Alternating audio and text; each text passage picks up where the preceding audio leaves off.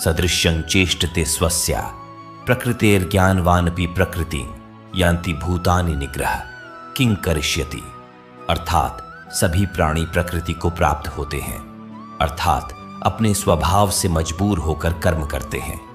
ज्ञानवान भी अपनी प्रकृति के अनुसार कोशिश करता है। कृष्ण ये समझा रहे हैं कि हर प्राणी का अपना एक स्वभाव होता है। सब उसी के चलते काम करते हैं। जो ज्ञानी है, सब कुछ जानते हैं, उनसे भी उनका काम उनकी प्रवृत्ति ही करवाती है।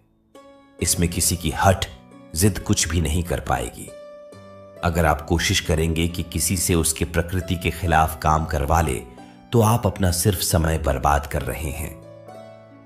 इंद्रियस्येन्द्रियस्यार्थे राग द्वेषो व्यवस्थितो तयोर्न वशमागच्छेत्तो ह्यस्य परिपंथिनो। अर्थात इंद्रियों में ही प्यार और इंद्रियों में ही क्रोध या द्वेष छुपा है।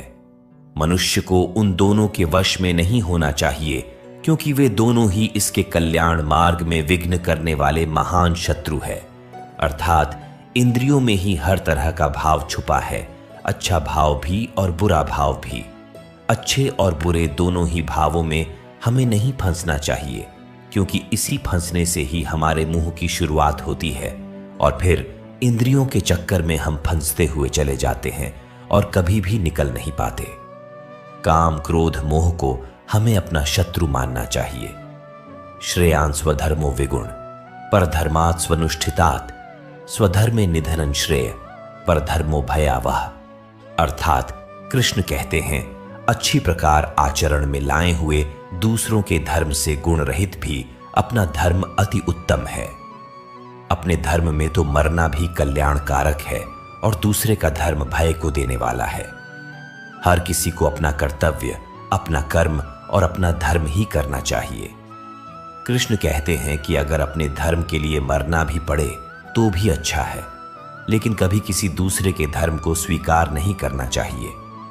कोई बेहद कमजोर, जिसे खुद पर विश्वास ना हो, दूसरे के धर्म को अपनाता है जिसमें थोड़ा सा भी आत्मसम्मान होता है, न वो कभी दूसरे के धर्म को नहीं अपनाता।